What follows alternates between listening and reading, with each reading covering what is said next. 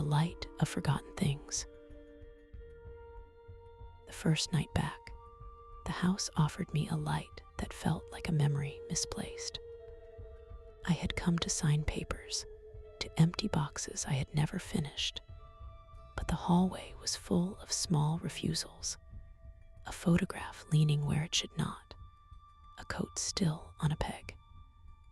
When I flicked the ancient switch above the stairwell, the bulb hummed like a throat clearing, and through a color I could not name, thin and patient, as if remembering how to begin. In the attic, under boxed summers and a piano cover, I found the lamp.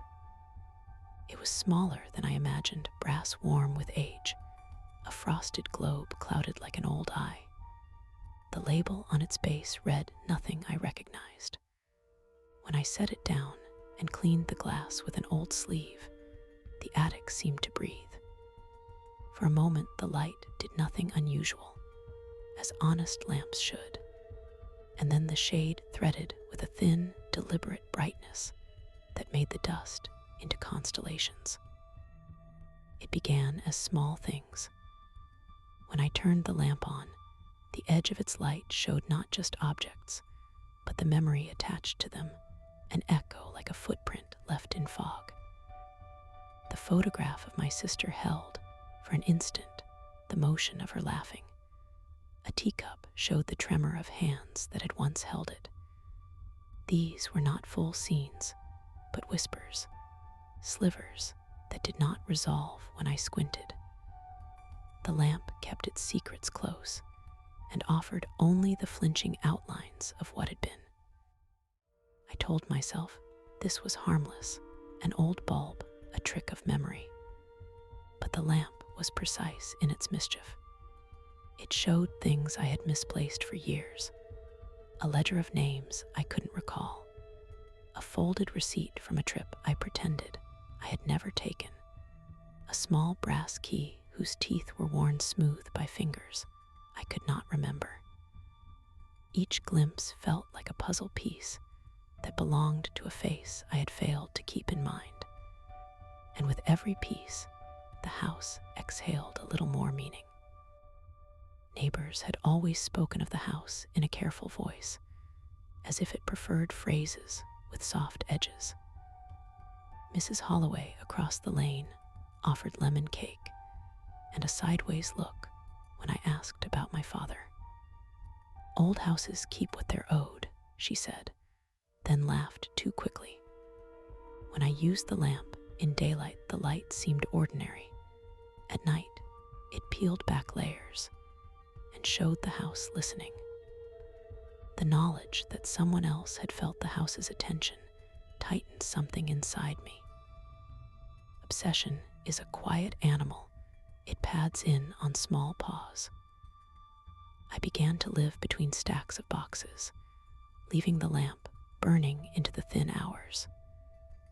It rewarded me with fragments, a half-written letter to someone whose name I could not place, the exact cadence of a conversation that had bent but never broken, the sense of a man who had learned how to forgive himself only in small increments. The more I saw, the hungrier I became to see the whole picture, as if a truth would be gentle if I could only line it up perfectly. And there was always the edge. In the lamp's reach, somewhere just beyond the brightest filament, a shape lingered, never in focus, always at the periphery. It resembled a person falling to the margins of sight, a silhouette that unstitched the moment before it entered clarity. When I looked straight at it, the shape dissolved into ordinary shadow, and I felt the room step back, as if embarrassed to have been seen. Sometimes I woke with the impression that the shape had been closer than the lamp allowed. I tried to rid myself of the lamp. I carried it to the curb at dawn and felt foolish for the reverence with which I held it. Lightning might have been less heavy. I left it under a bin of newspapers and walked back to the house to breathe. By noon, sat on the kitchen table, glass clouded, as if it had been smug about my attempt. Whoever or whatever moved it did not send a note of reproach, only a patient punctuation that read like inevitability. Letters the lamp coaxed into life were small confessions rather than theatrical revelations. They spoke of tiredness, of promises postponed, of names bitten off at the lip and never completed. One page described a man who learned to live with forgetting by painting a tiny mark on the underside of a teacup each time he forgave himself. Another recounted a neighbor's apology hidden in a church hymn. None of it was a crime. It was a catalog of soft moral erosion. Yet the more ordinary the secrets, the more they pried at my sense of who deserves to be remembered. The lamp turned inward, or so it felt. One night, exhausted and a little reckless, I lifted the globe and peered into its bright center. Instead of paper ghosts, I found my own face reflected, older in a way that made the jawline unfamiliar. And in that reflection, emotion repeated itself. I set down something small and metallic. On a table, my hand hesitated, then walked away without remembering why. The lamp did not judge, it only showed the act suspended, like a film with a missing reel. The brass key felt heavier after that. I had found it years ago and had no memory of what it opened. When the lamp lit it, a murmured sequence of rooms unfurled, an attic closet, an iron box with its hinges whispering, a photograph sealed in tissue. But every time I reached for the memory, it recoiled like a shy animal. The lamp made me an archaeologist of living things, unearthing things not meant to be cataloged. The realization settled. Remembering could be a burden you quietly pass on.